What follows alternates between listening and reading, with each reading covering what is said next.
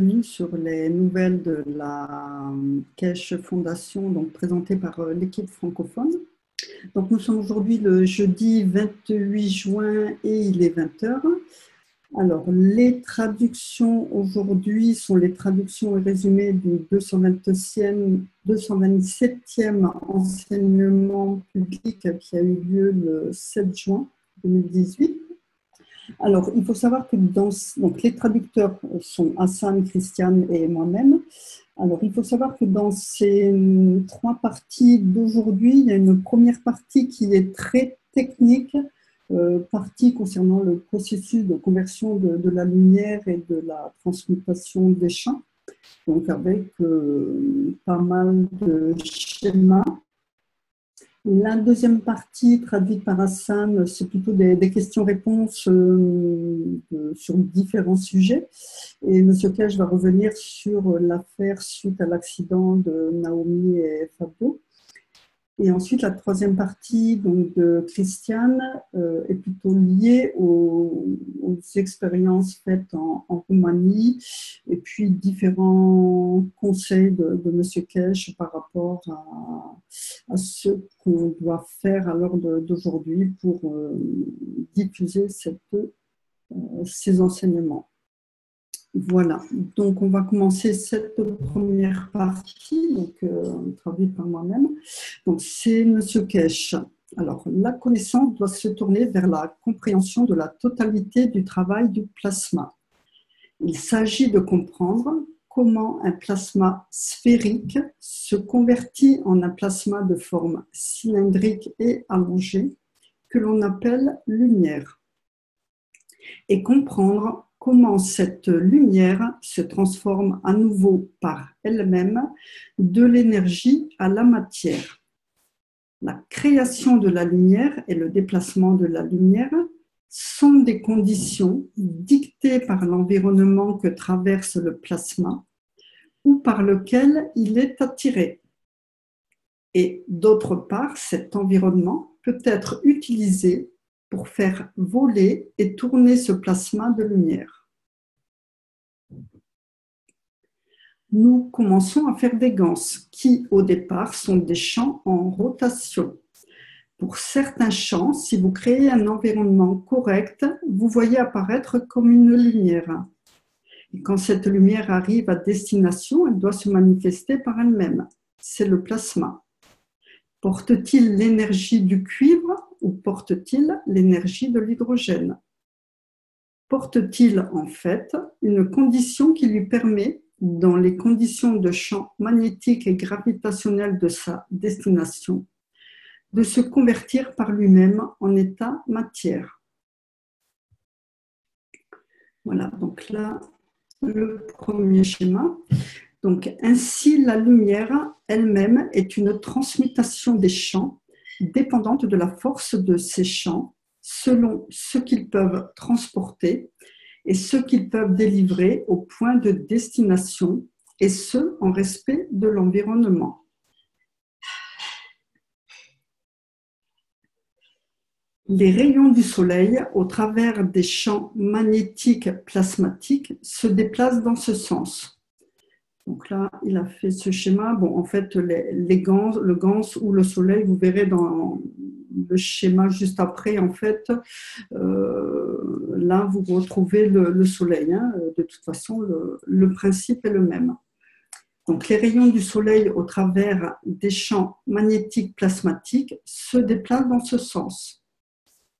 Si vous êtes capable de les capturer en tant que champ magnétique gravitationnel de cette planète, vous créez l'or ou l'hélium. En créant une condition spécifique, vous pouvez obtenir le sélénium en respect de l'environnement existant. Nous apprenons la transmutation des champs, ces paquets d'énergie que nous appelons lumière. Ce déplacement des champs à partir du Soleil vers ces points d'éléments matière, qu'apporte-t-il? L'interaction avec d'autres champs provenant peut-être du Soleil, avec différentes forces, et se manifestant dans l'état matière, ou l'interaction d'autres champs. Donc en fait, là, vous avez la ligne verte au départ, les champs provenant du Soleil, et ensuite vous avez d'autres champs. Ou l'interaction d'autres champs retournant ou entrant dans l'espace du système solaire peut aussi amener à la création de l'or. Donc, ça, voilà. Donc en fonction du point d'interaction des champs, on peut avoir des créations de matière, donc même si c'est la même matière, là c'est de l'or, là c'est de l'or, mais avec, je dirais, une structure et comment dire, enfin, oui, une structure différente, disons. Et comme les champs perdent des forces, ils créent ce qu'on appelle la lumière translucide de l'univers. Ce que l'on appelle la lumière en provenance du Soleil, en tant que champ, se manifeste par elle-même à partir de ce qu'elle est et conformément à ce qu'elle doit devenir à ce point. Quand elle se frotte à la Terre en différentes couches, donc là oui, il y a bien différentes couches en fonction des points d'arrivée, plus ou moins éloignée de la force magnétique gravitationnelle, elle commence à créer ses propres éléments. Donc là, voilà, il y a différents éléments créés. Si nous regardons le modèle géologique de la planète, nous voyons différentes couches, différentes couleurs. D'où proviennent ces couleurs? Elles ne sont pas arrivées au point de départ de la création de la Terre. Elles sont venues quand la Terre, dans son trajet vers le Soleil, est passée au travers de différentes forces. La Terre, dans son chemin, est passée par différentes forces, ce qui a créé différentes couches au travers de sa géologie. Elles sont venues quand la Terre, dans son trajet vers le Soleil, est passée au travers de différentes forces et du fait de sa rotation à l'intérieur de son environnement. Non, c'est après. Voilà. Donc, quand l'environnement autour de la Terre change, sur son passage, elle accepte et crée différents champs magnétiques gravitationnels qui amènent à la création des différentes couches. Si nous étendons la compréhension de cet enseignement, nous comprenons que c'est nous qui décidons de l'absorption des champs et nous arrivons à cette conclusion. Nous pouvons transformer les déserts au travers des voies. Alors là, c'est vrai que j'ai eu un petit doute par rapport à cette phrase, mais c'est exactement ce que dit M. Kesh, puisqu'il dit bien « the voices », donc les voix. Alors, je me suis demandé, est-ce qu'il faisait référence aux prophètes du passé, ou même à ce qu'on peut nous entendre si à un moment donné, on arrive à capter les voix des entités qui nous entourent. Voilà, donc il dit bien, nous pouvons transformer les déserts au travers des voies. Et ensuite, après un certain temps, nous pouvons créer le sable désiré par ces voies, le sol nécessaire à la culture. Les couches de cette planète ne sont pas accidentelles. Nous pouvons changer l'environnement au travers des champs magnétiques gravitationnels. Donc, et nous changeons le jeu de plusieurs manières. Donc, nous pouvons créer une condition où ne poussent que des bananes. Si nous modifions la quantité de champs devant être absorbés afin de créer des zones permettant, donc nous pouvons créer des zones permettant à de nouveaux éléments de s'épanouir sur la planète. Et nous pouvons aussi, sur les montagnes, ne mettre que du riz, parce que le riz nécessite beaucoup d'eau et nous créons la condition.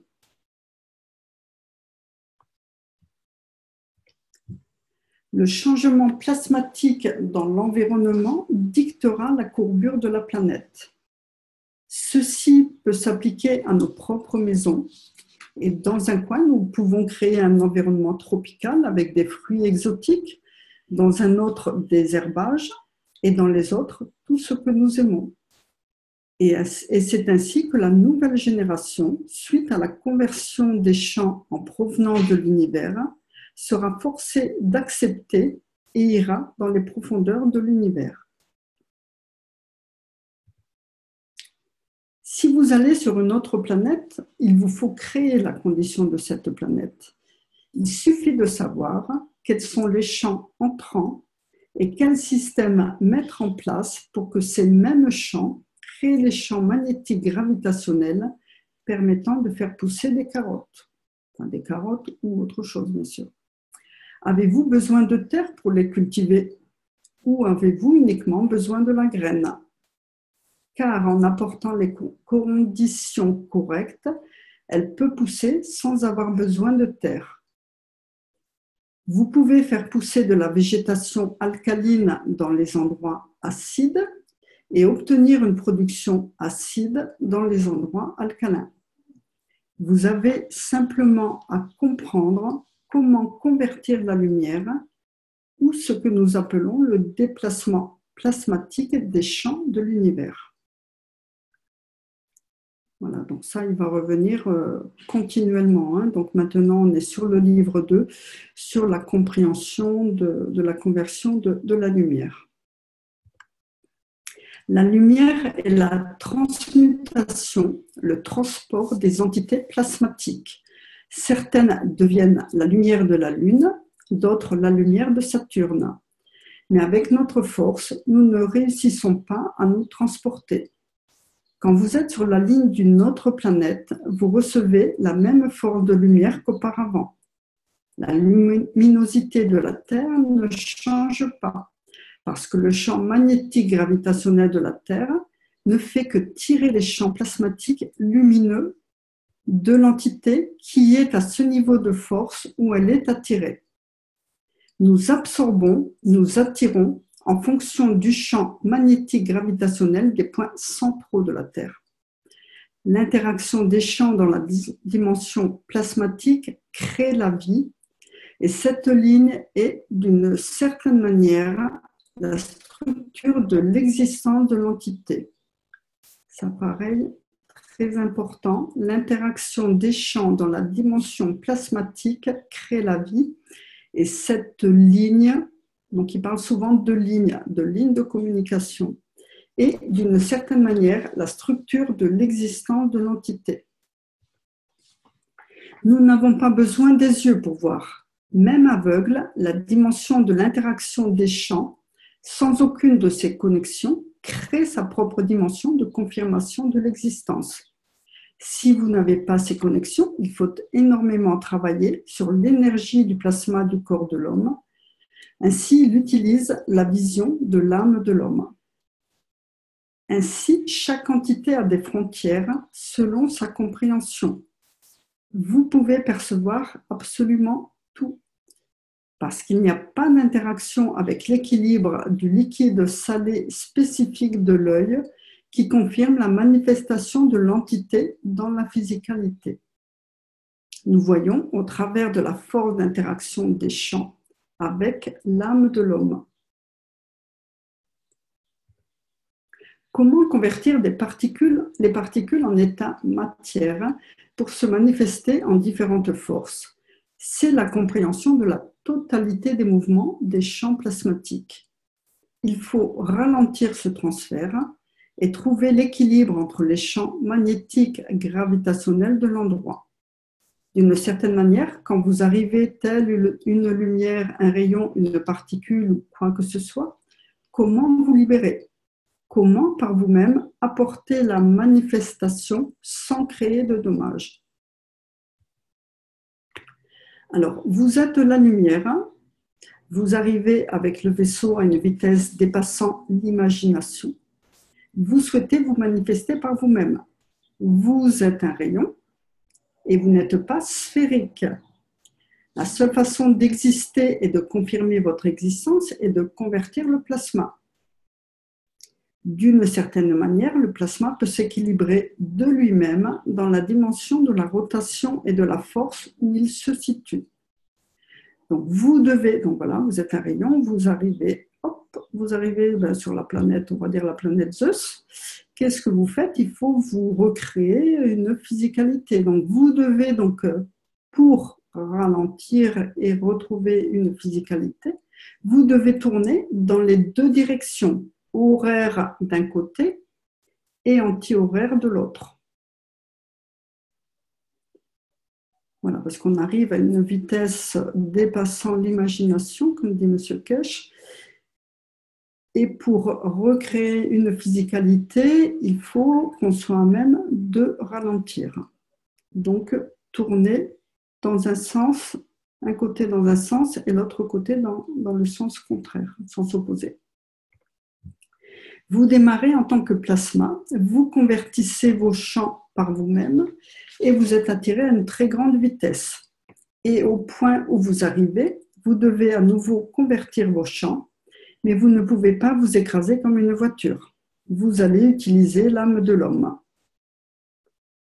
Alors, comment convertir un champ un champ en une confirmation plasmatique de l'existence et une confirmation de sa position?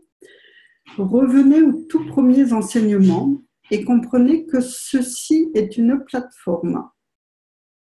Alors, regardez bien ce schéma, il est il est essentiel pour comprendre. Alors, ceci est une plateforme. Elle provient du centre, donc ça c'est la même chose ici. Donc, elle provient du centre et s'allonge. C'est ainsi que les champs plasmatiques des rayons apparaissent et deviennent la vie. Ils sont gravitationnels et se caractérisent par un point faible sur le devant et un point plus fort à l'arrière, selon la direction du mouvement. Ce que vous avez à faire, it's so simple, comme dirait M. Kesh, ce que vous avez à faire, c'est accrocher ce paquet de particules extérieures.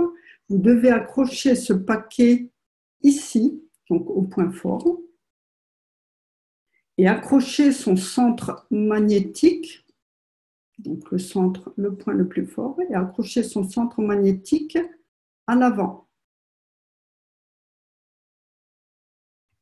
C'est tout simple. Et qu'arrive-t-il?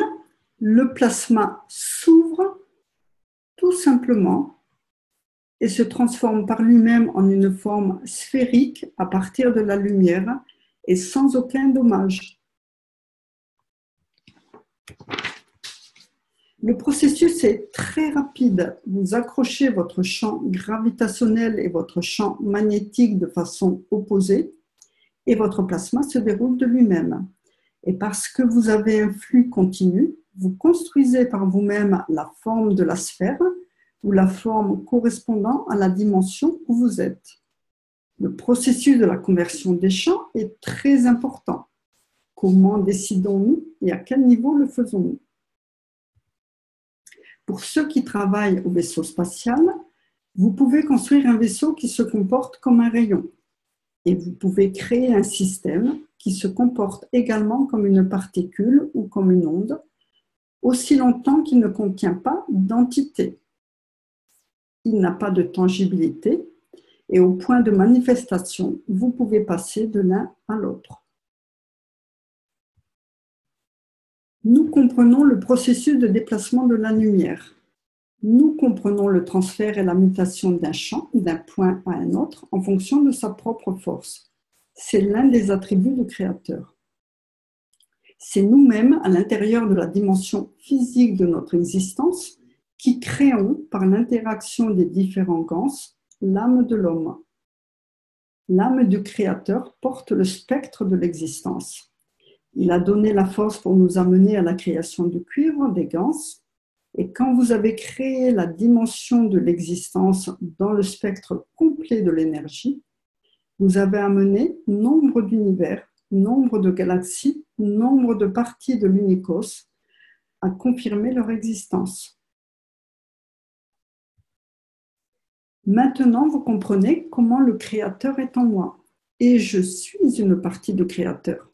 Mais comment le Créateur arrive à s'éloigner de la totalité pour se rapprocher de l'existence de l'âme de l'homme? C'est le mystère que l'homme doit comprendre. Mais si vous comprenez la manière dont le plasma arrive à ce point où il se manifeste par lui-même dans l'état matière, il n'y a pas de différence entre le Créateur et l'âme de l'homme qui se manifeste. Plus vite nous comprendrons et plus vite l'homme évoluera dans une nouvelle dimension. La compréhension de la transmutation des champs est très facile. L'ordre le plus élevé doit donner, au travers de sa force magnétique, en direction de la destination, et il doit prendre, à partir du point de départ, le champ gravitationnel. Ainsi, il crée un équilibre. Le mouvement du plasma dans l'espace est totalement dicté par la descente du plasma en lui-même dans le respect de son environnement. Alors, une première question, c'est une personne en fait qui se référait à Bouddha, aux paroles de Bouddha, et qui demande des explications supplémentaires concernant la transmutation des champs du corps de l'homme et comment passer de la lumière au corps physique et inversement. Alors, Monsieur Kesh, il faut revenir aux enseignements. L'énergie de chaque cellule du corps doit être transférée vers l'âme, de sorte que la physicalité, d'une certaine manière, disparaît, ou plutôt retourne à son origine, qui est l'âme. Vous pouvez le faire avec l'entité physique, mais chaque cellule possède une âme et peut créer une condition telle que l'âme de l'homme devienne plus faible en force que l'âme de la cellule qui l'a créée. Ainsi, elle devient son réservoir d'alimentation et ensuite, dans ce processus, il n'y a plus de matière physique. Tout a été absorbé et elle brille telle une lumière. Bouddha a tenté de l'expliquer, mais il n'a pas trouvé le moyen de le faire comprendre facilement. La loi du plasma est que le plus fort donne toujours au plus faible par le ratio de masse. Il peut créer une condition telle qu'en alimentant le plus faible, il lui transfère plus d'énergie et ainsi il fonctionne à l'unisson. Ainsi, l'âme de l'homme devient tellement humble qu'en donnant, elle donne à chaque âme de l'entité. Et l'ensemble des âmes de l'entité, en donnant de plus en plus, disparaissent en un seul centre.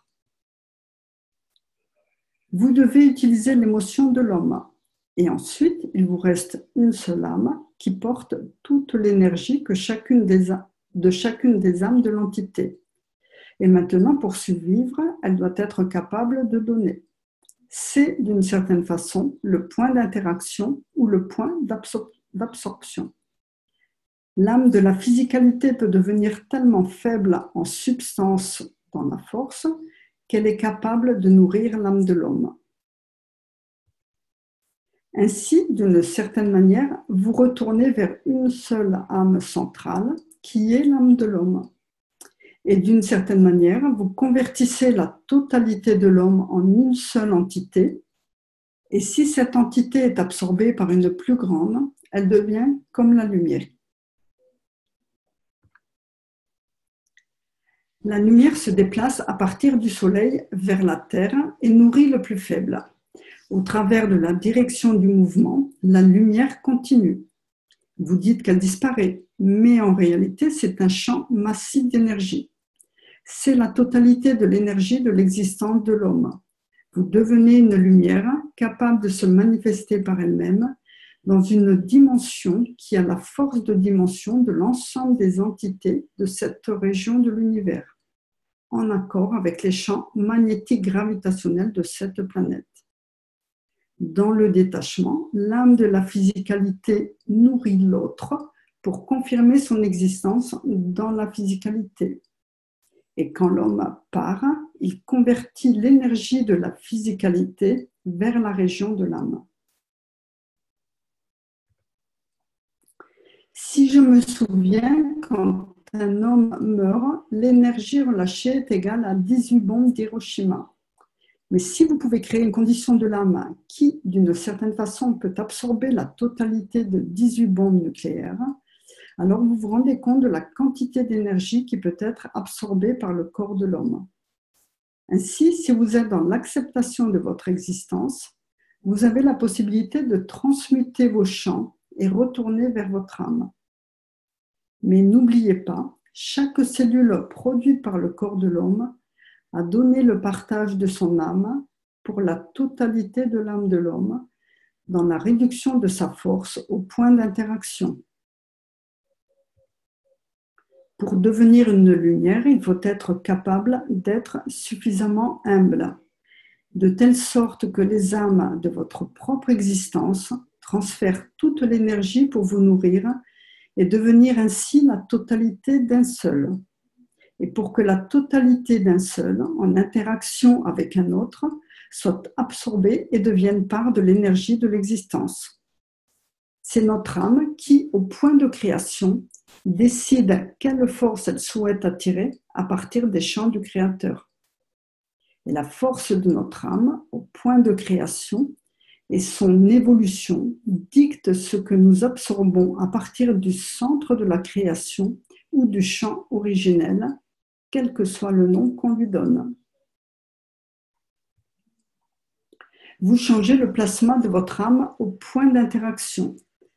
Après la conversion de l'âme vers la physicalité, vers la masse corporelle de l'homme, nous voyons une lueur très très puissante au centre, c'est l'âme de l'homme. Mes yeux, pour moi qui viens de la planète Zeus, ne voient pas la physicalité.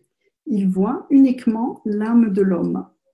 Je ne vois pas ce que fait la physicalité, je vois uniquement les intentions à l'intérieur de l'âme. Et dans l'espace, vous ne voyez pas la physicalité, mais vous voyez la lumière, vous la ressentez. Voilà, on arrive sur la traduction de Hassan. Merci pour votre écoute. Donc, Lise, si tu peux prendre le relais. Avec plaisir. Merci. Alors, question de hasard. Monsieur Kesh, j'aimerais revenir sur une citation que vous avez faite pour mieux comprendre.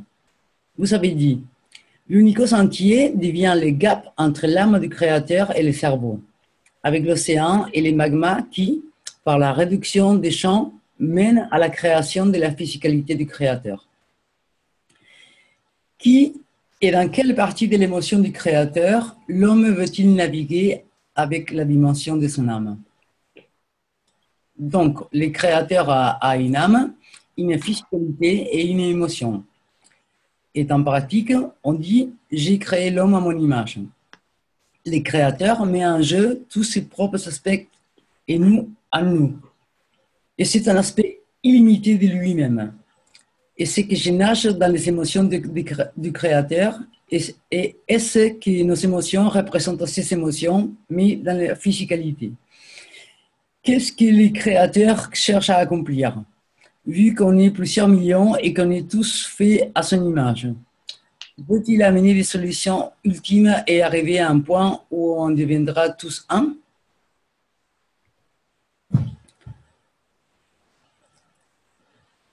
Monsieur Kesh, je l'ai dit un jour à un enfant et il s'empresserait de vous répondre. Si chaque cellule a sa propre âme, est-ce que chaque cellule est consciente de l'existence de l'âme? Et puis, vous êtes une cellule au bout du doigt. Et en interaction avec l'âme, vous avez reçu l'énergie pour être dans cette position. Mais maintenant, si vous êtes l'âme du bout du doigt, la cellule et le corps jouent au football. Quel est votre rôle dans ce jeu de football? Où êtes-vous partie de la totalité qui est en mouvement et pourchasse la balle et vous n'êtes pas conscient parce que vous êtes juste une cellule, le bout du doigt suspendu, se balançant au gré du vent. Bien qu'on dise être partie de l'âme du Créateur, connecté à l'âme du Créateur, le créateur est-il en train de jouer au football en ce moment ou se repose-t-il? Et juste parce que étant au repos, dit-il au doigt de bouger pour que la cellule qui est superposée et qui est l'âme de l'homme bouge, ou est-il juste au courant de son repos dans sa partie de football? Hasard. Je me suis cogné la tête et c'était très douloureux. Je me suis assis, puis je me suis assoupi sans m'en rendre compte. Et 5 minutes plus tard, j'ai vu un flash de lumière et j'ai ressenti être le créateur. C'était les sentiments les plus étranges que j'ai eu à ressentir dans ma vie et c'était incroyable. Vous êtes un avec le tout. Mais c'était la douleur qui avait créé cela et je me demande pourquoi une douleur intense peut mener à cette lumière. Est-ce que j'ai perdu la relation entre cette douleur et cette émotion que j'ai ressentie? Monsieur Cash, je ne sais pas. Si vous voyez de la lumière et que vous avez heurté votre tête au-dessus de vos yeux, vous avez créé un choc de nerfs qui se relâche en lumière. Plusieurs choses faites par les gens peuvent être expliquées physiquement. Ils disent: je suis passé par un tunnel sombre et il y avait cette forte lumière. J'étais libre de tout. Mais en fait, on peut expliquer tous les processus. La divergence de l'âme de la physicalité vers l'âme de l'homme crée une lumière énorme et les gens font l'erreur entre mourir et être libres. Parce que toutes les énergies des âmes ont besoin d'être alimentées, remises en ordre. C'est comme ce qu'il s'appelle dans l'industrie automobile les callbacks. Maintenant, tous ont besoin d'un retour, parce qu'il y a un besoin d'ajustement, un besoin de correction, et nous les voyons fréquemment, spécialement dans les accidents physiques. Nous voyons un rush, un flux de cellules, parce que vous ne voulez pas supporter ce seuil de douleur, et c'est votre décision. Vous vouliez en finir dans les subconscients. C'est comme ça que les gens créent leur propre ILS, Isolate Lysencéphalie Séquence. Et beaucoup créent leur propre MS, sclérose multiple. Hasard. Vous avez dit que pour quitter la planète et aller dans l'espace, on doit créer un point de référence. Comment le faire? Parce que chaque point de la Terre a son propre gravitationnel et magnétique. Et que chaque point de l'univers a aussi son propre gravitationnel et magnétique. Donc, disons, si vous voulez démarrer à New York ou à un autre point, comment vous créez les points de référence? Monsieur Keshe répond: c'est proche à ce qu'ils font les oiseaux. Ils quittent l'arbre et reviennent au même arbre chaque année. Nous sommes conscients de la force des champs et nous avons décidé de l'ignorer, mais nous sommes complètement conscients de toute son étendue. Nous savons où nous voulons être sur cette planète, à la minute où nous naissons. Et nous savons où nous allons finir, où nous allons être. Nous sommes cet oiseau qui va s'envoler, mais pour les deux extrémités, je ne sais pas. Il y a 5 choses que l'homme sait sûrement, et c'est une autre chose. Il est né et il a une certitude, il va mourir. Entre les deux, vous mangez et dormez. Et sans les 4 ou 5, l'âme ne peut pas avoir d'existence. Et il y a un gap temporel qu'on appelle l'âge, les débuts, l'établissement de l'âme et la maturité de l'âme quittant la physicalité. Parce qu'elle ne peut pas supporter cet entreplan. Nous savons tout et avons juste décidé de l'ignorer. Parce que c'est comme quand vous prenez la décision de ne pas connaître le sexe de l'enfant avant la naissance. Au point du départ, nous savons exactement où nous allons finir et ce que nous acceptons, du moment où nous voulons prendre le départ. C'est juste prendre le bac et savoir combien il va contenir, 1 litre ou 5 litres. Certains veulent mettre quelques gouttes, certains veulent remplir complètement, d'autres veulent les pousser dans l'océan. Assari demande: Monsieur Keshe, vous avez dit 5 choses et vous en nommez 4. Monsieur Keshe, la 5e, c'est aller aux toilettes. Sans les 5, on ne peut être, c'est parti de nous. Ne pas se débarrasser de ce dont on n'a pas besoin, ne pas prendre pour confirmer, mais savoir un temps pour les traiter, et il y a un début et une fin. Une question de Jigbani. Il m'arrive de voir des lumières quand j'observe un humain. Des lumières comme une étoile qui brille et qui prend différentes couleurs, parfois l'or, le diamant, le fer, et qui diffèrent d'un individu à un autre. Et cette suggestion m'est venue. Quelquefois, je vois mon corps changer, comme le diamant, le fer, l'or. Je veux savoir, est-ce que mon corps a commencé les processus de mutation? Je veux comprendre ce que c'est. Et ce que je réponds, vous pouvez expliquer avec plus de détails? Jigbani. Si je suis en présence de mes amis ou d'une personne, je vois une lumière comme une aura sur le corps et sur moi-même. Et à certains moments, je m'aperçois qu'elle se déplace de moi vers eux et prend différentes couleurs. Et c'est la transmutation, la vie, l'aura, j'aimerais savoir. Mais ce que il dit, ça dépend de ce que vous voulez accepter dans la dimension des champs que vous observez. Vous pouvez voir la même personne comme l'or et à la fois suivant avec une couleur argent. Et nous décidons dans quelle position et quelles conditions nous voulons voir. Tout dépend de notre propre force au point d'observation. Il y a une chose dont j'aimerais parler avec la chance si Giovanni, le père de Noémie, de l'Italie, est en ligne. C'est au sujet de Fabio. Nous sommes le 7 juin et dans un mois, le 7 juillet, est l'anniversaire de la perte de Fabio. Nous ne pouvions pas en parler, mais avant que les informations ne soient lâchées sur Internet et avec la permission de Giovanni, nous avons pensé que ce serait mieux que ça vienne de la Fondation et ça pourrait être difficile dans quelques jours. Je vous lis le texte de Giovanni. C'est au sujet de l'accident de Fabio et Naomi. Ce sont les écrits exactement repris de Giovanni que vous verrez dans la présentation du programme.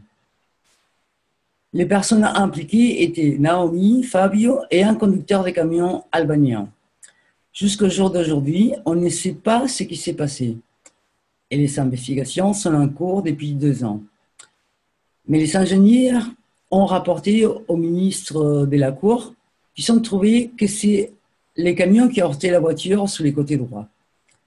Et après, la voiture s'est retournée devant les camions et a heurté les garde-fous du bord de la route. Il a ensuite rebondi et revenu sur les camions, qu'il a accroché et l'a retourné une deuxième fois à une vitesse qui a projeté les corps 200 mètres hors de la voiture. La mort de Fabio a été prise en compte par la police italienne et ce texte sera relâché sur le domaine public. C'est une tentative de meurtre et la police a confirmé qu'ils ont été heurtés et la position du choc. Maintenant, nous devons attendre et voir ce que la police requiert. Parce que nous savons que le reste est du domaine privé et nous devons attendre que les juges décident du jugement qui sera mis en place pour les conducteurs de camions qui est en cours. Si le cas du meurtre est confirmé, la sentence sera très lourde parce qu'il clame l'innocence et nous savons très bien que c'est monté et comment ça a été mis en place et ça nous rapproche plus du meurtre. La Keshe Fondation utilisera ces cas précis pour pouvoir se défendre de beaucoup de choses dont nous sommes victimes. L'endroit, la position et comment ça s'est passé amènera la Fondation à la Cour. Ce que j'ai lu vient du ministère de la Cour publique. Les camions ont heurté la voiture sur les côtés droits 2 fois et s'est enfui.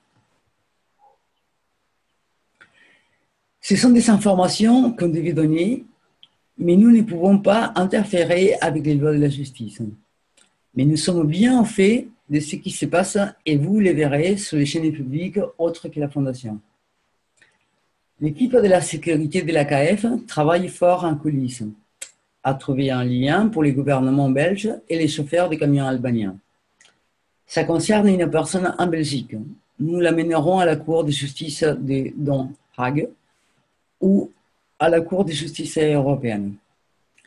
Par respect envers la famille de Fabio et Naomi, les textes seront diffusés par Giovanni. sur et pour des émissions spécifiques en Europe. Nous avons trouvé un lien direct de partage des sites web entre les Belges et les Albaniens, très étrange. Ça n'a jamais été vu auparavant et nous avons fourni tous les documents à la police italienne. Ceci est un crime organisé par un État et ce genre de cas doit s'arrêter. Giovanni il dit, revient sur ce qui a été dit par M. Kesh. Giovanni revient sur ce qui a été dit par M. Kesh. Il dit qu'il travaille toujours au rétablissement complet de Naomi pour avoir plus de détails sur ce qui s'est passé. M. Kesh, ces informations devaient être relâchées à la suite des questions des propriétaires des chaînes de télévision européennes qui s'apprêtent à diffuser les informations et les preuves dont a besoin la police italienne pour les investigations. Et nous affirmons que c'est une tentative de meurtre sur la personne de Fabio, Naomi et sur ma propre personne. Et c'est un lien direct entre les gouvernements belges et les Albaniens. Et tout est ouvert au sujet du cas à la Cour. Vous êtes au courant que le gouvernement belge m'avait déclaré terroriste.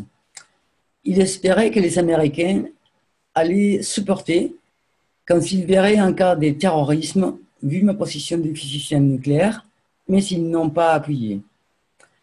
Ils ont reporté les cas, moi et Caroline, au Canada. Les Américains l'ont désavoué. Maintenant que le deuxième cas à la Cour est fini, nous avons fait appel à la plus haute instance en Belgique. Nous allons directement vers la structure complète. Nous remercions tous ceux qui sont allés à la Cour pour votre support. Suivez les instructions pour que les gens qui sont spécifiquement impliqués soient arrêtés. C'est important pour nous tous, pour qu'on ne voit plus aucun scientifique assassiné et que les membres de son équipe soient en danger. Et tout cela n'arrive qu'en Belgique. Nous annoncerons qu'un membre de l'équipe de la Fondation a été arrêté hier. Nous savons que c'est lié aux Belges.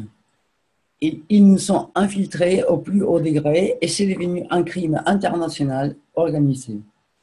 Ça ne sera plus toléré et nous avons informé toutes les instances légales. Ce sont des cas de criminalité hors frontières. Extorsion, faux, mensonges fabriqués.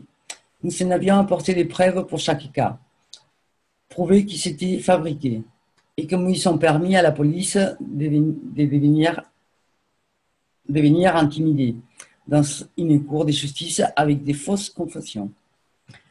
Dans ce cas aussi, nous avons trouvé un lien direct entre les Belges et les Albanais. Ils pensaient qu'on n'allait pas les trouver. Mais merci à l'équipe de sécurité de l'AKF et l'équipe de sécurité du gouvernement qui nous supportent au plus haut niveau. Merci beaucoup. Il y a une question de Jared. J'aimerais bien comprendre plus au niveau plasmatique, l'interaction entre la Terre, le corps humain et l'âme. Quand on se connecte au sol, en contact direct pieds nus. Mais ce que j'ai dit, j'étais avec un scientifique du système solaire la semaine dernière et j'ai expliqué à cet ingénieur que nous absorbons plus d'énergie la nuit que le jour. Et la raison, c'est que le soleil s'éloigne. L'exposition n'est plus faciale et ça permet moins de pression sur les champs de la planète. Pour que ces champs, ceux de la planète, puissent sortir et se répandre. Les champs du soleil sont plus forts que ceux de la Terre et ils sont plus nombreux aussi. Quand vous vous éloignez du soleil, donc dans l'après-midi ou le soir, ces champs de force, en raison de l'équilibre, doivent s'accommoder aux champs du système solaire. Et ces champs ne sont pas aussi forts que l'exposition au soleil dans certaines parties de la Terre. Et par test et expérience, nous avons noté que les champs de la Terre vont plus haut et s'éloignent de la surface de la Terre, ce qui signifie que nous recevons des champs magnétiques bien plus forts. Ce qui veut dire que nous recevons plus de champs qui sortent de la planète. Disons que durant le jour, les champs les plus puissants émis atteindraient nos chevilles. Maintenant, ils dépassent nos genoux avec la même force. Si c'était à nos genoux, ça attendrait nos anges. Disons que les facteurs de force est 10 durant les jours, à hauteur des chevilles. La nuit, nous les voyons à hauteur des genoux. Je les montrais avec les sphères qu'on a montrées à Eindhoven, que ces champs qui proviennent de la Terre sont bien plus puissants. Et comment je l'ai expliqué à ces scientifiques du système solaire, on peut créer plus d'énergie durant la nuit que les jours, en utilisant les champs gravitationnels magnétiques de la planète. Dans l'expérience, nous avons montré la balle et il y a 3 enseignements en arrière. Il y a 3 enseignements en arrière. Si on s'allonge ou qu'on marche pieds nus, pas des chaussettes ou autre, on reçoit l'énergie. Parce que chacun a son propre champ de force, comme votre cerveau a un filtrage pour l'âme. Toute extension ou expansion qu'on fait à cette planète provenant de sa surface, de son absorption, fait la même chose. Donc, si on marche pieds nus ou qu'on s'allonge à plat au sol, ce que beaucoup de personnes font, nous absorbons différentes radiations des champs de la Terre si on dort à l'heure du déjeuner ou la nuit. Et l'âme de la physicalité, étant connectée à l'âme de l'homme, comme on reçoit plus de champs directs à travers les différentes parties des âmes, du pied et disons jusqu'aux chevilles, des champs plus forts sont en retour émis avec l'âme et ça affecte l'âme de l'homme. Nous y sommes connectés et la manière dont nous marchons, que nous marchions avec la peur ou que nous marchions avec la joie, les champs absorbés reflètent notre émotion de joie et sont réfléchis en retour vers notre âme. La manière dont l'âme donne dicte la forme et la position d'une cellule, quand la cellule reçoit la force et donne un mouvement. Elle nourrit en retour une partie de l'émotion à travers le cerveau, pour être nourrie en retour à travers de l'âme. C'est une manière mutuelle de s'alimenter. Donc, quand vous marchez pieds nus, vous recevez plus de champs à un certain niveau. Vous pouvez marcher à des endroits et vous sentir épuisé. Il y a d'autres endroits où vous sentir heureux. C'est une continuelle interaction sans fin entre chaque âme des cellules du corps humain et de l'âme de l'homme. Si on marche pieds nus, on absorbe de l'énergie. Si on marche pieds nus la nuit en paix et qu'on voit tout apparaître confortable, on a une relation différente que lorsqu'on dort au sol. Avez-vous essayé de dormir sur du cuir? Que ce soit sur un meuble en cuir ou sur un cuir au sol? Cela crée différents types de sommeil, que quand vous dormez sur des habits. Parce que le cuir est composé des mêmes acides aminés que nous composons. Nous partageons différents champs de force, c'est un champ équilibré. Quand vous dormez au sol ou que vous dormez sur un matelas, avec tous les métals dont il est composé, ce n'est pas un moyen naturel d'énergie que nous pouvons transférer. Nous transférons l'énergie avec les cuivres, les spirales et tout le reste. Et nous savons comment utiliser les cuivres de façon spécifique et multiple dans la technologie plasma. Nous voyons comment nous partageons notre énergie avec la totalité de la structure. Nous marchons, nous pouvons rouler, tout est dans ce qu'on donne et ce qu'on prend. Ce que vous appelez aura est continuellement avec nous. C'est un flux continu de la distance qui nous sépare, de la force que nous donnons et de la force que nous prenons. Donc, si vous marchez pieds nus ou que vous vous allongez au sol sans interface, vous absorbez totalement différents niveaux d'énergie. Certaines recherches montrent que les gens qui dorment au sol mangent différemment de ceux qui dorment sur un matelas ou un lit ou au 20e étage ou au premier étage. L'éloignement de l'absorption d'un ordre plus fort ou plus faible pendant les jours ou la nuit crée différents types de comportements et ça a été étudié en profondeur par certaines organisations. Et si vous vivez au 20e étage, vous êtes totalement différent de ceux qui dorment au sol. L'émotion, l'énergie est différente, même si c'est les mêmes bâtiments. Vous êtes dans une différente altitude, vous recevez différents champs magnétiques de la Terre que ceux qui vivent en haut. Ça vous affecte et ce que vous absorbez et ce que vous donnez est directement connecté aux âmes de la physicalité de l'homme. Et c'est comme ça avec l'âme de l'homme. Question de Hassan. Quel est le rôle d'humain dans la technologie plasma d'un point de vue de l'âme? Vous parlez souvent d'humains. Est-ce que nous humains sont, en quelque sorte, une copie du système de perles d'Alex présent dans les vaisseaux? Parce qu'en observant l'humain, je remarque que la paume est ronde comme un soleil. Et l'espace entre les doigts ressemble à ce que vous aviez expliqué au sujet des humains avec la poudre de fer. J'observe aussi les triangles que vous dessinez dans le système de perles d'Alex. Peut-on dire que l'espace entre les doigts serait les points d'absorption et donc les gravitationnels ou preneurs, et les doigts seraient les donneurs et donc les magnétiques? Monsieur Kesh, voulez-vous écrire un livre à ce sujet? C'est un peu comme ce que nous venons d'expliquer. Nous absorbons différentes forces par nos doigts, différentes forces des champs magnétiques. Et les doigts de l'homme ou les orteils, ou les navessons, ils font partie de ce qu'on appelle l'équilibre énergétique.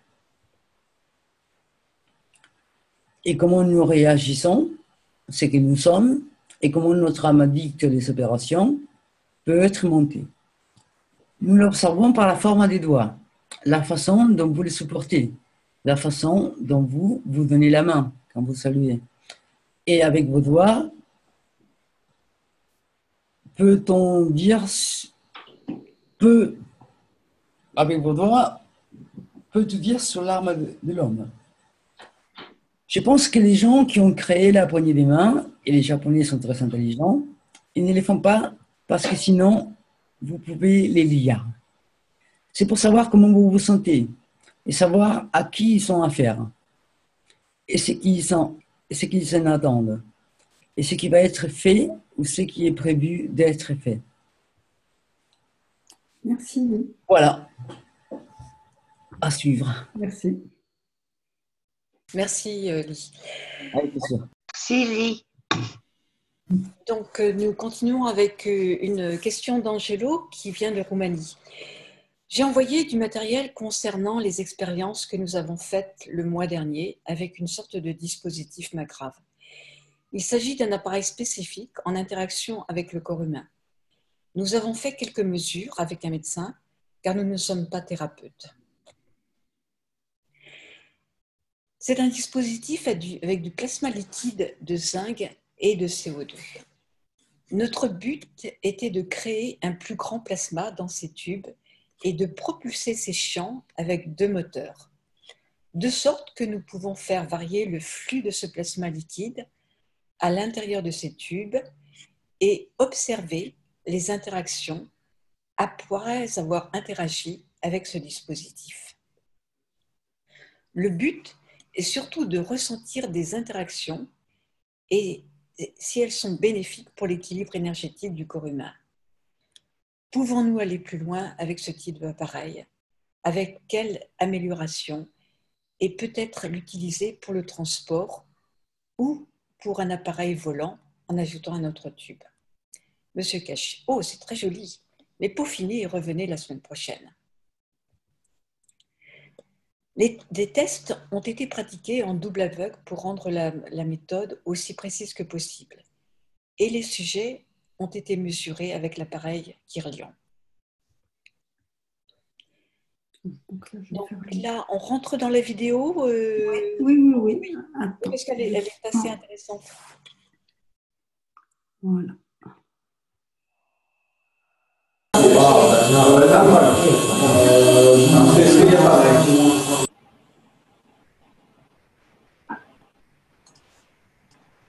Okay, and there's another. Elle était courte aussi. Hein. Oui, et puis mais il y a, à un moment donné, on voit le mouvement des bras d'Angelo. Je n'ai pas fait ça.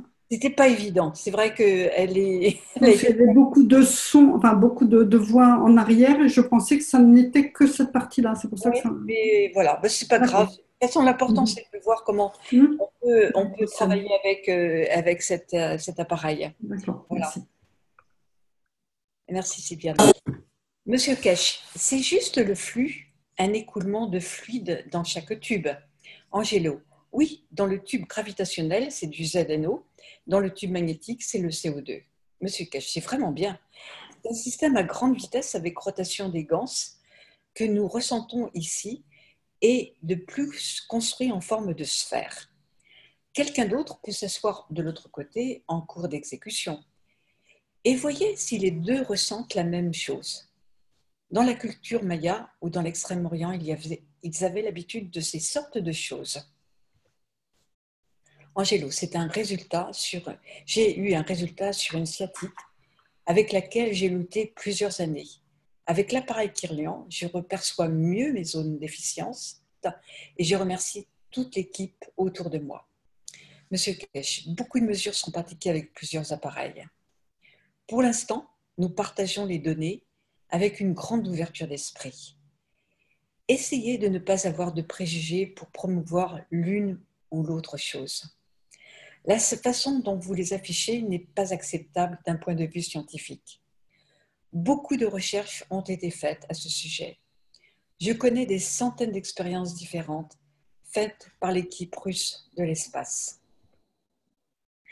C'est agréable de voir les dispositifs, les processus que vous essayez d'apporter, de quantifier et de qualifier les résultats et de faire votre promotion vous-même.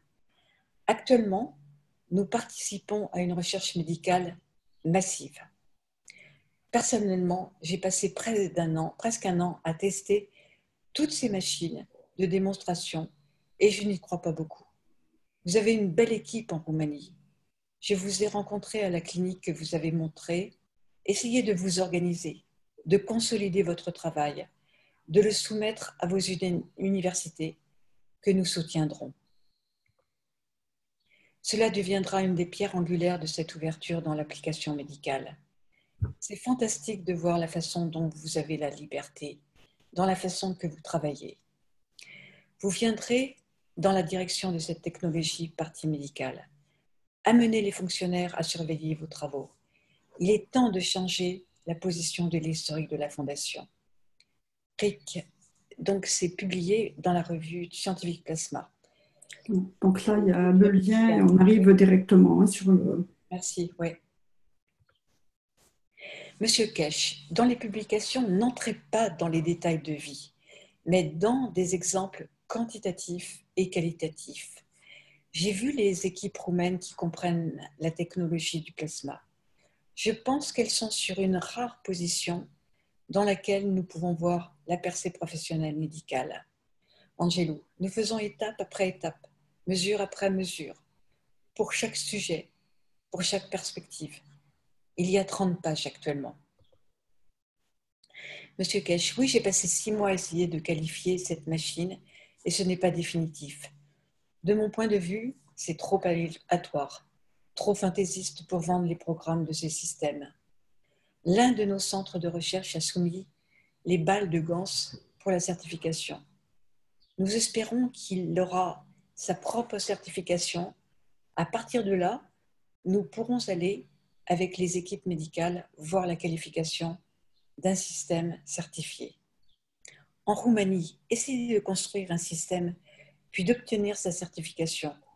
Nous pourrons ainsi garder le centre de recherche dans les conditions et dans le cadre d'une demande plus collective, soit en Roumanie, en Bulgarie, en France ou en Italie.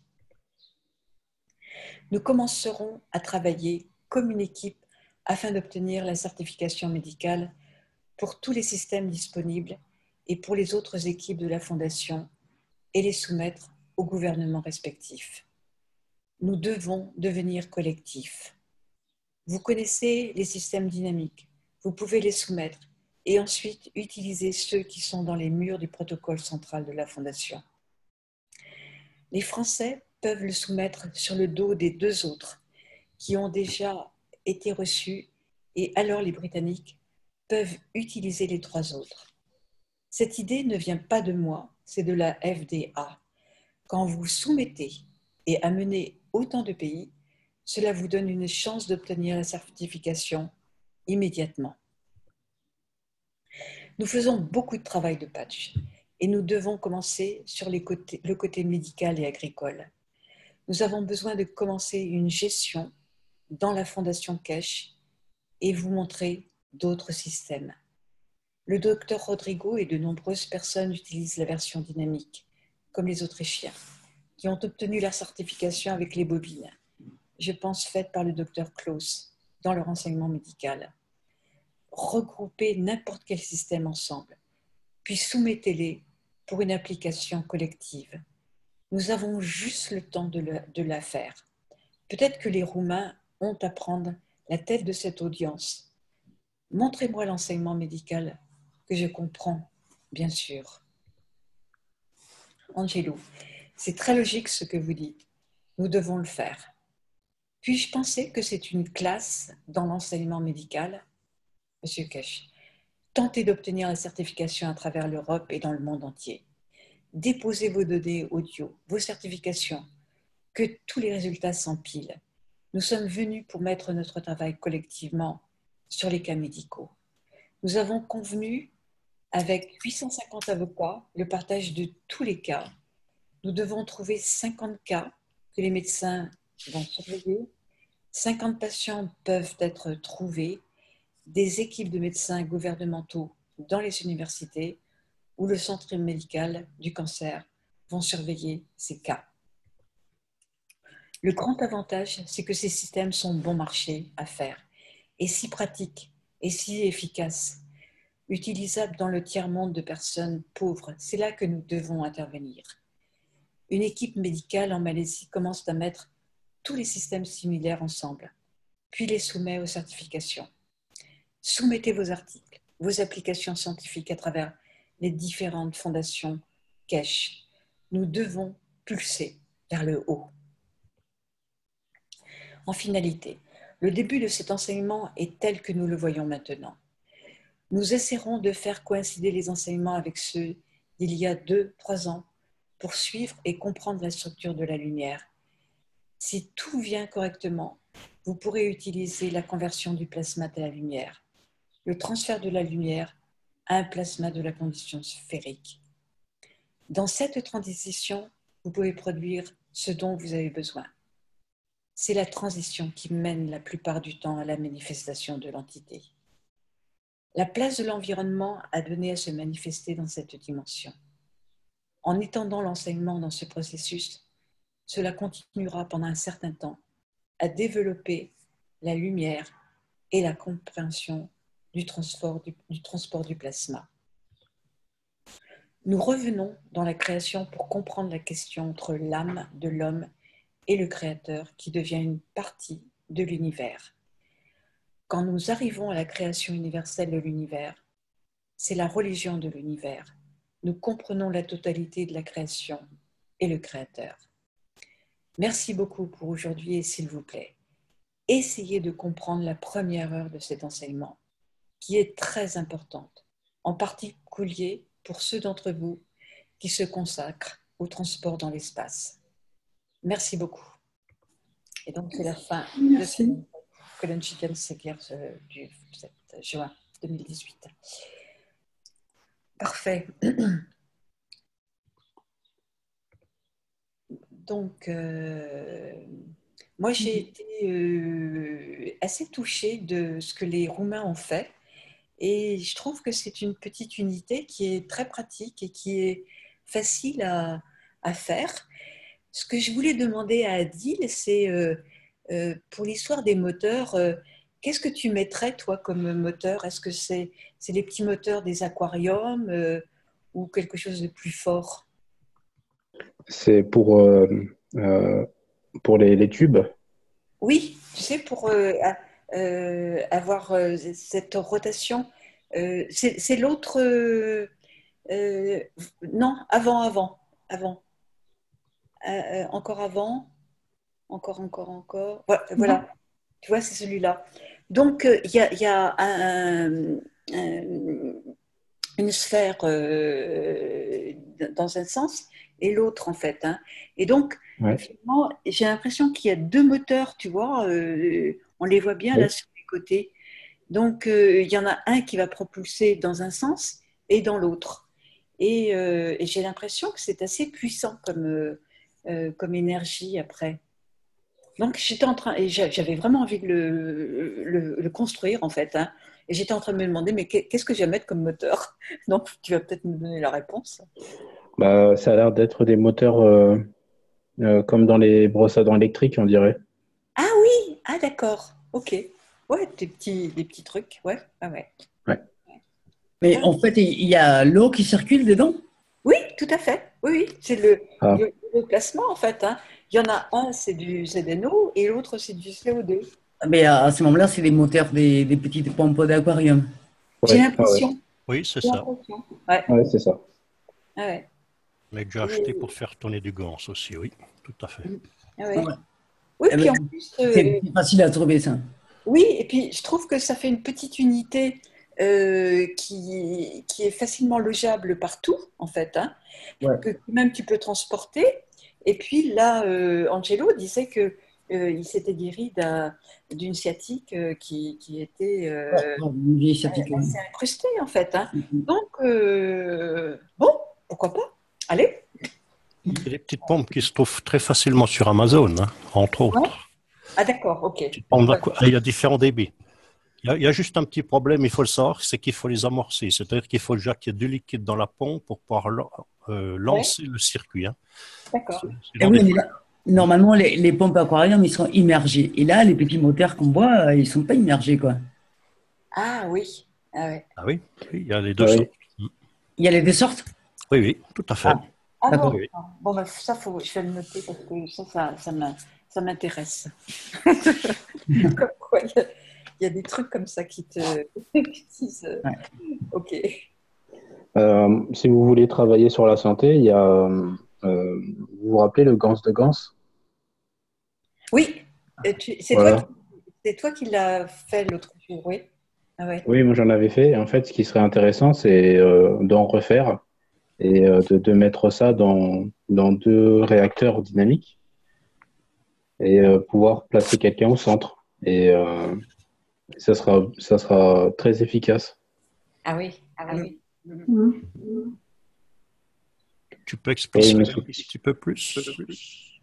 En fait, monsieur Kesh en avait parlé dans un enseignement. Il avait expliqué que le Gans de Gans, on pouvait s'en servir dans le médical et que ça serait très très puissant au niveau de la guérison. Ce Mhm. serait très rapide. Ouais. Ouais. Ok.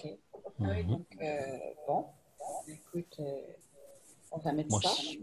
Et ce que je constate dernièrement, là, c'est que j'ai beaucoup de production d'acides aminés sur le CO2, alors que avant, j'en avais très peu. Et puis, sur le ZNO, oui, il y en avait. Mais là, une production énorme avec le CO2. J'étais assez étonnée parce que, bon, mais est-ce que ça vient de la condition des champs qui évoluent? Je ne sais pas, c'est très bizarre. Je ne sais pas si ça c'est perçu par d'autres personnes, mais moi là, ça a été étonnant en fait, hein. Bon. Mm. Je peux vous partager l'écran? Ah bah Ah oui, bien sûr, vas-y. Pas de souci. Attends, j'arrête mon partage. Alors, Là, c'est bon. en fait, alors, c'est pas partager l'écran, c'est démarrer la vidéo, quoi, hein. C'est ça, là. Vous voyez là ou pas? Oui, c'est bon, on te voit. essayons, on te voit plus. Si, c'est bon. Ben, on te voit Sylviane, mais Willy, on la voit dans un tout petit carré là. Ouais. Non, mais en fait, je vais vous montrer quelque chose, quoi. En fait, c'est quelque chose que j'ai devant moi, là. Oui, maintenant on te voit. Ça y est. Ouais, enfin, qu'on me voit, c'est. Alors, c'est pas là, là. Comment on fait pour que je vous montre quelque chose que j'ai dans le bureau, quoi. Mais physique. C'est pas la vidéo, alors. J'ai bien lu en grand écran. Ouais, mais enfin, c'est pas ce que je veux faire, hein. c'est ce que je vais faire. Hein. Ah, c'est peut-être là. Voyons.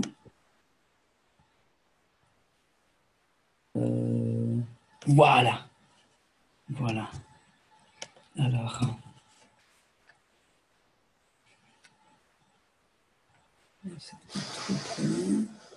Je vais essayer de ne pas bouger.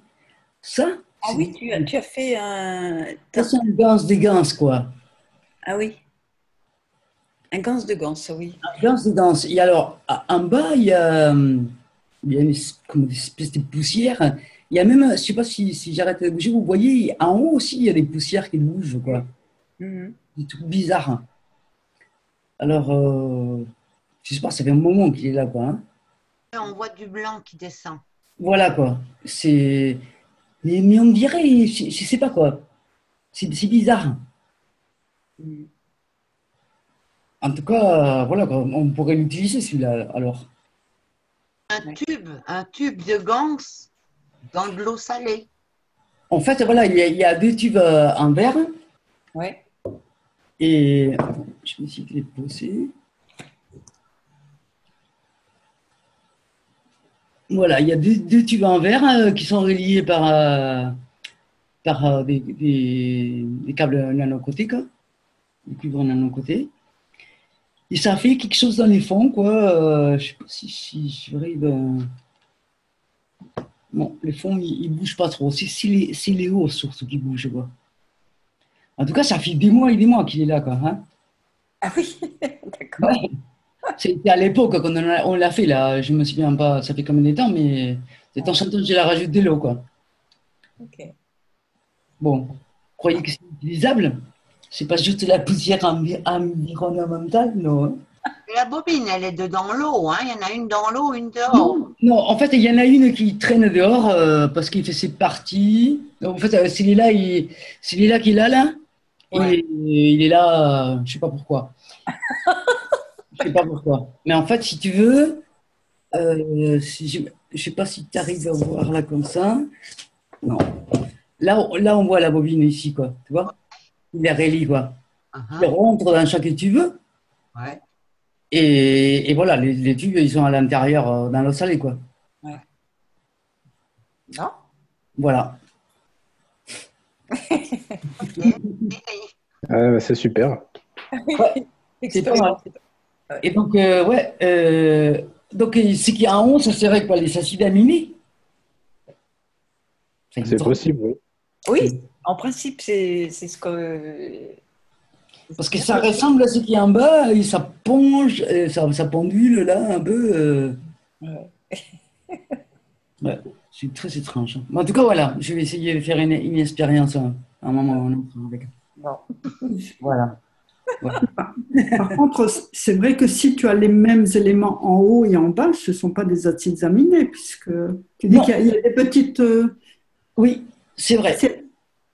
C'est vrai. Les acides aminés sont vers le haut, donc si tu as la même chose en bas... Oui, ça ressemble comme... C'est bizarre, ces trucs qui ponchole là comme ça. De la poussière que tu as chez toi, Lee, hein, c'est vrai. Oui, voilà, c'est un ganse des poussières de la maison, quoi. Hein. C'est moi qui est là, quoi. Hein. En tout cas, il faudrait les tester, hein, voir si c'est un ganse des poussières ou un ganse des ganses, quoi. Hein. C'est un ganse de ganse, tu t'en fais pas. Voilà. En tout cas, si c'est de la poussière, c'est bizarre quand même. Hein. Bon, voilà, je voulais vous partager ça. Merci. En tout cas, merci. Super. Merci.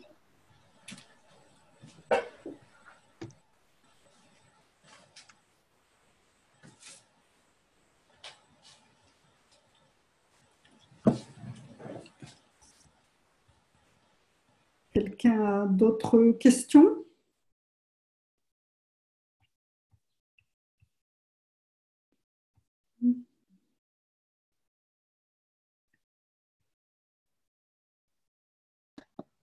Si, au début, là, il parlait un peu, là, que genre, on arrive dans une autre planète et on fait un environnement et on fait pousser des bananes et tout ça, là, mais je veux dire, on voyage au niveau de l'âme, on n'a pas besoin de bananes, et je veux dire, après, si on retrouve les corps physiques là-bas, est-ce qu'on a besoin de les nourrir? Oui, mais là, il parle... comment dire, enfin, il nous dit qu'en fait, on peut modifier quelque part la surface de la Terre. Oui, l'environnement. Voilà, l'environnement. Donc, en fait, il parle je dirais, de choses concrètes, physiques. Hein. Oui. Ouais, d'accord. D'accord. Donc, ça veut dire qu'on peut très bien voilà, créer une zone uniquement avec des bananes, une autre, là il parle sur les montagnes uniquement de riz, et puis au milieu un peu tous les éléments que l'on veut.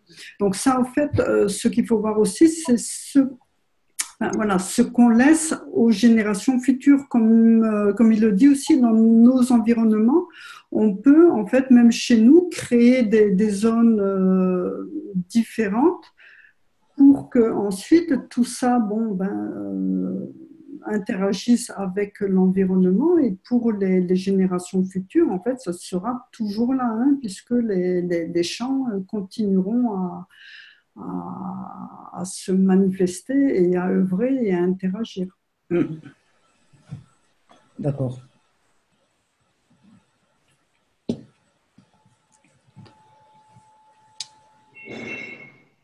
Ouais, c'est pas très évident au début cette histoire de la lumière, hein, mais non, c'est vrai que c'est pas évident du tout. Donc bon, après vous aurez le PowerPoint, vous aurez le PDF. C'est vrai qu'il faut le relire, mais c'est vrai que c'est hyper important, la compréhension de la conversion de la lumière, de la transmutation des champs.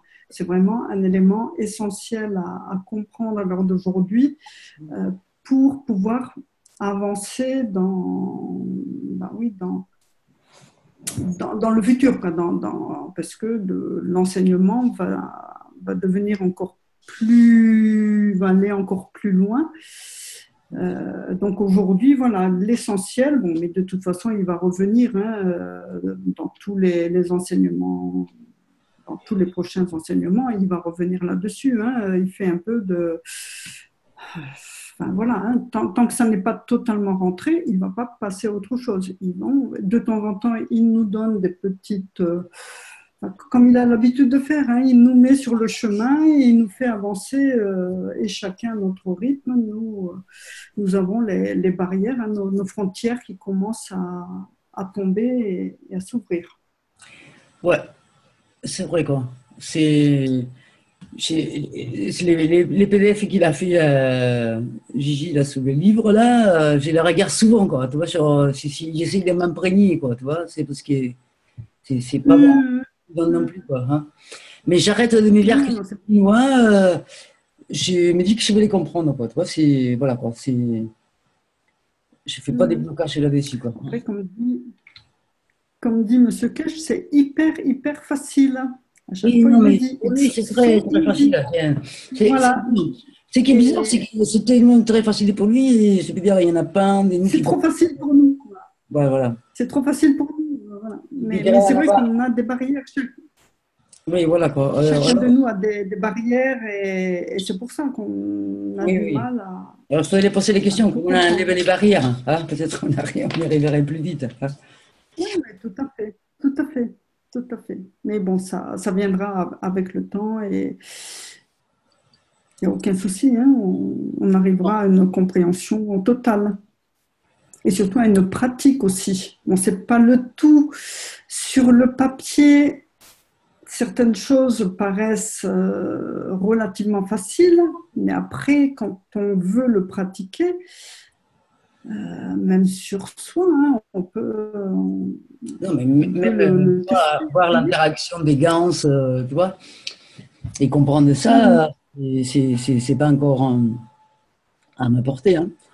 Je comprends bien, hein, mais je ne les vois pas encore. C'est sûr que les moments qu'on le verra, ça ira beaucoup plus vite, quoi. En tout cas, on va y arriver. Oui, il n'y a aucun souci. Alors après, je voulais juste revenir sur la question que Hassan avait posée par rapport aux doigts. Aux doigts et voilà.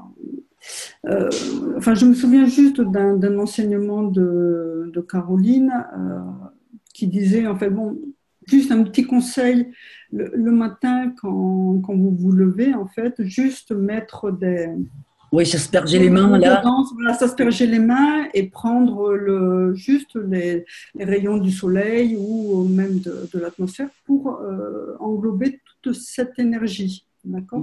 Voilà. Après, j'ai entendu une fois, alors, mais je ne sais pas d'où ça vient.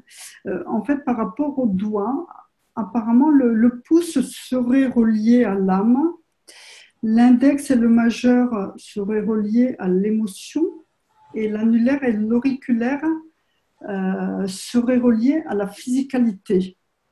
Est-ce que ça vous parle, ça? Non, moi non, personne. Parce que ça m'est venu en tête lorsque j'ai lu le résumé de Hassan. Et puis, bon, j'ai pas retrouvé. Après, je me souviens Si, aussi. moi, ça me dit un petit peu quelque chose. Ouais. C'est pas Gigi qui en a parlé une fois, non, je sais pas. C'est possible, c'est fort possible. Mais c'est vrai que j'ai regardé sur le Google Drive, j'ai pas trouvé. Voilà, mais je sais pas, ça m'est revenu en tête. Le pouce relié à l'âme, l'index et le majeur reliés à l'émotion, et l'annulaire et l'auriculaire reliés plus à la physicalité. Et je me souviens aussi d'un enseignement, mais ça c'est dans le cadre d'un enseignement privé que j'avais vu, c'était Jalal qui en parlait. En fait aussi, même chose pour faire circuler l'énergie en nous, en fait. Il faut, avec nos mains, comme si on tenait une sphère entre les mains. Comment on fait avec les tai chi, les qigong et tout ça, quoi. Voilà, tout à fait. Mais lui disait en fait de refermer, en fait, de mettre vers l'intérieur l'annulaire et l'auriculaire de la main gauche et de la main droite pour en fait que la circulation elle soit en continu. Tu vois? Ouais. Tu laisses le pouce, l'index et le majeur ouverts. Donc la main gauche, main droite, tu crées ta sphère en quelque sorte, voilà. Et l'annulaire et l'auriculaire sont repliés sur la paume, un peu comme des bobines, quoi. Et les pouces? Et le pouce non ouvert. Le pouce, l'index et le majeur ouvert. Tu fais comme si voilà, tu tenais ta sphère au milieu, qui contient toute cette énergie, et l'auriculaire et l'annulaire repliés vers la paume. Ouais. Comme ça fait une circulation un peu en continu. L'énergie va et vient à l'intérieur de toi. Bon, mais ça, c'est juste des petits conseils comme ça. Ouais. Chacun de nous, voilà.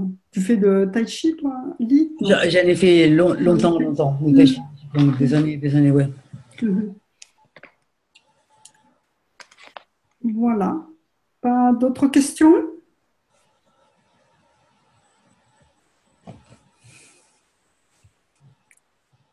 Non? Bon, écoutez, s'il n'y a pas d'autres questions, je vous mettrai le PDF et le PowerPoint donc ce soir ou demain ou plus tard, et vous l'aurez aussi sur le Google Drive, donc vous le mettrez sur la page Facebook. Voilà, et puis nous on se retrouve jeudi prochain, toujours à 8h. Oui. Voilà, bon, écoutez, je vous souhaite une bonne soirée. Ouais. Bonne soirée, merci de votre écoute et puis. Merci. Merci du travail. Merci, oui. Non, merci. Merci à tous et bonne lecture alors, et on se retrouve semaine prochaine. Voilà.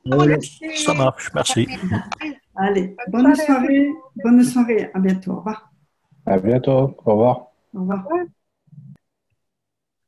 Rien, je voulais demander quelque chose. Ah, qui veut demander quelque chose? Et moi, j'aurais aimé demander quelque chose. Il y a une amie qui a des hélicobactères. Elle m'a demandé qu'est-ce qu'elle pouvait prendre. Est-ce que quelqu'un saurait? Alors, en tout cas, tu peux laisser un post pour Jean-Jacques dans les chats et dans les chats de Facebook. C'est lui, généralement, le plus indiqué, quoi. À moins que quelqu'un connaisse là. Non, plutôt laisser un message sur Facebook et on transmettra à Jean-Jacques Jean-Jacques qui est plus adapté pour tout ce qui est question médicale. Hein. C'est D'accord? pas grave, je vous remercie quand même. Laisse-lui un message privé même dans les Messenger. Ok, Allez, merci beaucoup. merci à Ouais, tous. ouais. Allez, à bientôt. Au revoir. Au revoir. Allez, assez bon. Bonne nuit. Bonne nuit. Ciao, ciao. À bientôt. À bientôt.